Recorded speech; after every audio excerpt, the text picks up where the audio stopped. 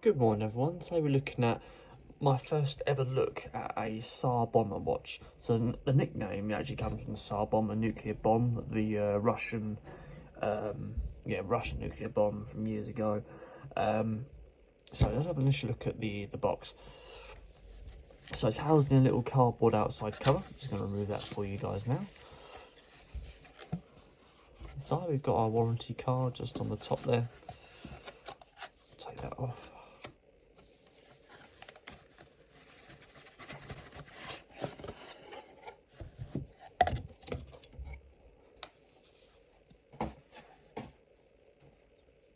We've got a, when you're looking at it, it's got a bit more of an off-white colour, this. I'm not sure if this is an effect they're meant to be going for, but it almost looks like it's got a bit of staining to it. It's not quite as white, say, as my gloves, as you can see here. It's it seems to be a little bit sort of stained, but no matter. I'm going to assume it's just meant to be like that for now. It's a simple lift-off lid. There's quite a lot of weight to the box. It's quite heavy, actually, for how big the box is. It's not a big watch. This is a simple penknife, and it's not even as big as that, so... I've got that simple penknife, not for crime or anything like that. It's just open boxes and stuff like that when I get watches. So let's have a look at initial look inside the actual watch. Nice bit of red detailing on the international warranty instruction manual here. A little, is this a cleaner? I think this is, it might be a little cushion actually. I'm not entirely sure what this is. Yeah, it's a simple little cardboard cover for inside there.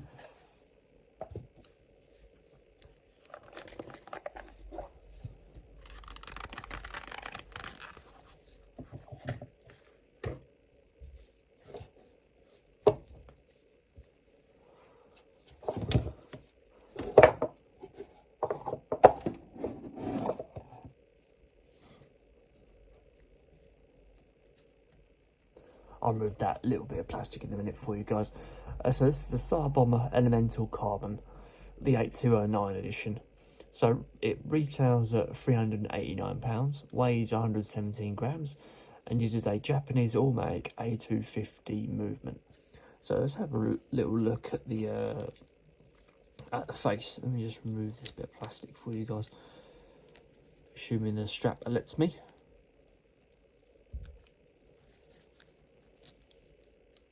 Probably is doing trying to do this with gloves on it doesn't grip onto anything.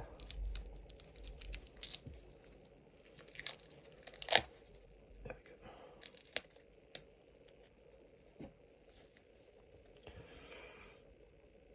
go. So this release, this 8209 edition Elemental Carbon, it comes in there's 6 variants of this. You can get for different colours. I've gone for the Tiffany blue. Now the emphasis on me going for that, I used to have one of these TSAR bombers, not this one, but I used to have the there was one that looked similar to this, and it was in rose gold. I used to wear that quite a lot, but that was years ago. And I'm going to do a video of one that is the closest one I can get to it on Amazon. I'll do a video of that, but this is I have looked at these sort of brands before. And so the top of this actual face is usually a sapphire, and with this one it is. So let's talk a bit more about the specs. So you've got aviation grade IP, ion plated carbon on a stainless steel casing, I believe, because some places it says carbon, some places it says stainless steel, but I believe it's maybe I'm going to say a mix of the two.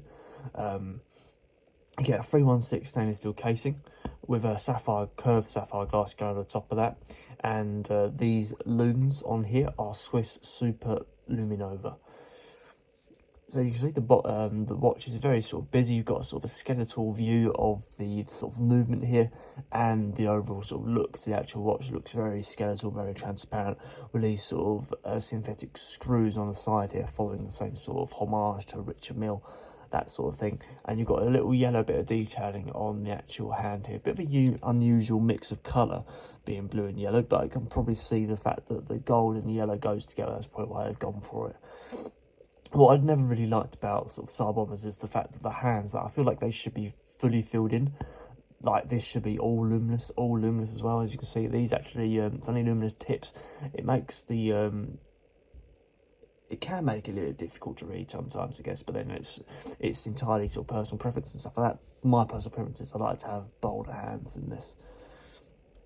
There's no sort of date down here, it's just a plain sort of style watch.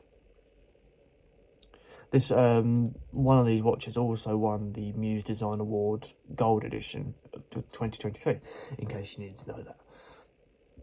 So coming out to the sort of the side of the casing, again a full view of that case there, nice thick crown on the side there. Usually these are pop out crowns. Let's see if it's the same with this. Right, let's have a look at the winder first actually. Got a nice winder in there.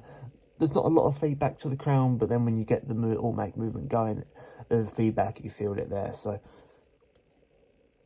the only problem with these crowns is sometimes because of the casing design, it can, like most people put the finger underneath the crown, it can be a little bit difficult to get the crown out, but then you just change your fingers around and put the thumb in at the side.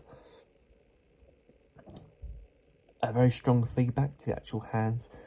These, before, years ago, when I had one of these, the crown felt a little bit flimsy, but they seem to have addressed that now, unless it's because of this model, I'm not sure. But yeah, got a decent movement to the actual hands of the crown. The feedback could be a bit better, but it's there's still a decent amount of feedback there. It's a simple push down crown, doesn't screw down in place or anything like that. So coming out to the strap, you've got a sort of a Tiffany blue style, sporty style strap with these sort of sporty fills on the side here. Simple windows as well, no metallic rings inside there, but you don't need one on a silicone style strap. Coming down to the buckle, IP plated buckle with TSAR Bomba engraving, is that? I'm going to assume it is. Held in a nice buckle, sorry about the squeaking. Held in a nice screw there as well, decent quality. And finally, a view of the back plate. You've got a full sort of transparent view of that automatic movement in the back there. A little bit more information about sort of the watch on the back as well with those markings. So there you go, guys. That is the TSAR Bomba Elemental 8209 Carbon Edition.